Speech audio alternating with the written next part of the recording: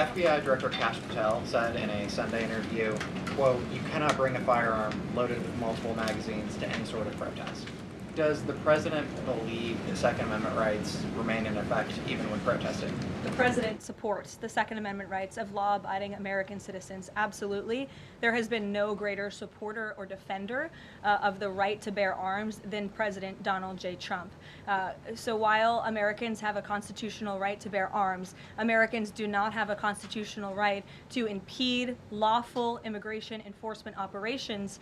And any gun owner knows that when you are carrying a weapon, when you are bearing arms, and you are confronted by law enforcement, you are raising the assumption of risk and the risk of force being used against you. And again, that's unfortunately what took place on Saturday. I would also like to address the chaotic scenes in Minnesota over the weekend. Nobody in the White House, including President Trump, wants to see people getting hurt or killed in America's streets. This includes Renee Good, Alex Preddy, the brave men and women of federal law enforcement, and the many Americans who have been victimized at the hands of illegal alien criminals. Saturday's shooting remains under active investigation by Homeland Security Investigations and the FBI.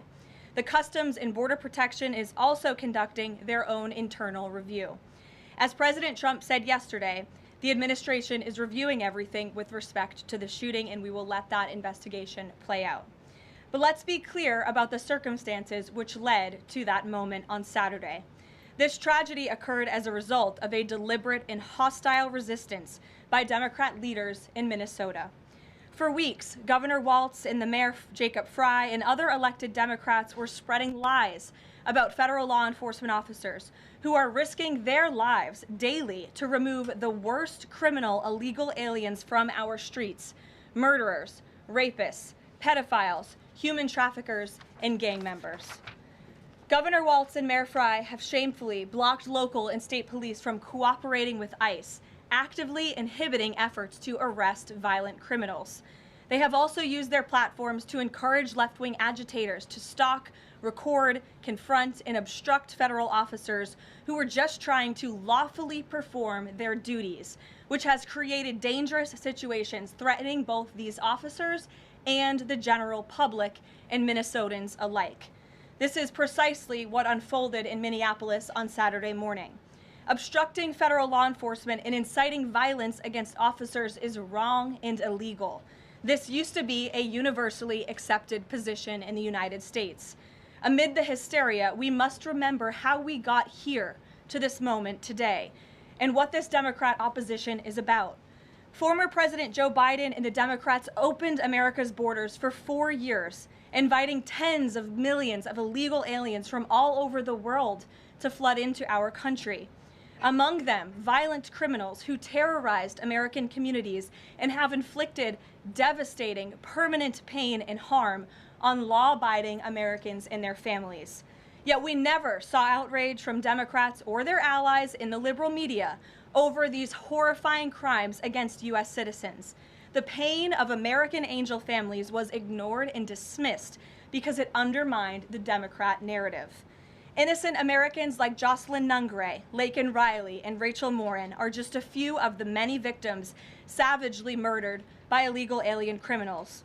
Earlier this month, an illegal alien from Mexico with a long criminal history who came into our country under Joe Biden's administration threw a baseball-sized stone at a school bus carrying children in New Jersey and fractured the skull of an 8-year-old innocent child. President Trump promised accountability to these American families by securing the border, deporting every illegal alien who has committed crimes, especially and most importantly, violent crimes. Nearly 80 million Americans voted for him to deliver on that very promise, and he is. As the duly elected president, the president is fulfilling the will of the people by arresting and removing these threats from our country in cities from Los Angeles to New York and, yes, Minneapolis. Yet Democrat leaders in Minnesota with sanctuary city policies have actively defied federal immigration law and the will of the people. And as a result of that defiance, 2 Minnesotans have now tragically lost their lives on the streets of Tim Walz's state. It is President Trump's hope and wish and demand for the resistance and chaos to end today.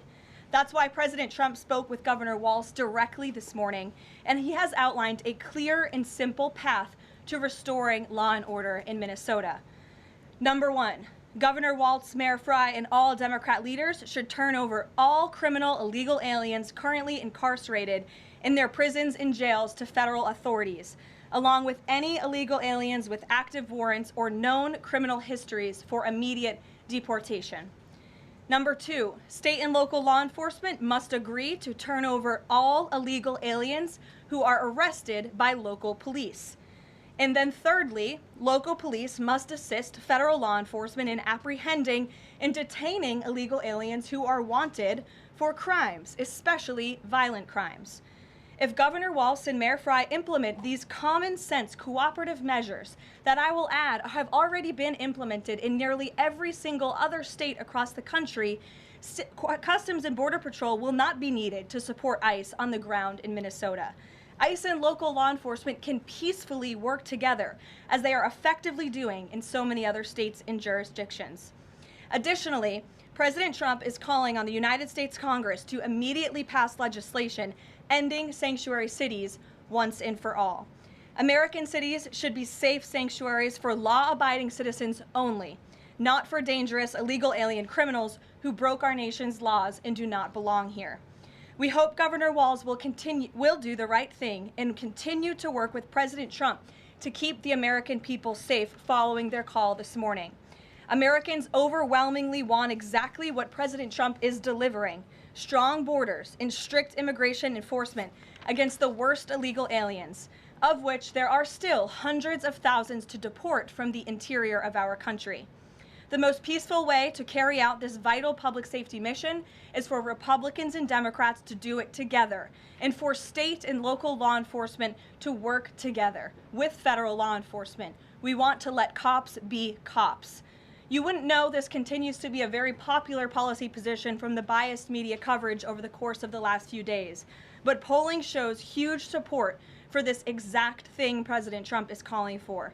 More than 80% of Americans favor deporting illegal aliens convicted of violent crimes. A country unable to deport criminals who enter it illegally is no country at all. The open borders agenda of Kamala Harris, Tim Walz, and the Democrats was already on the ballot on November 5th, 2024, and it was resoundingly rejected.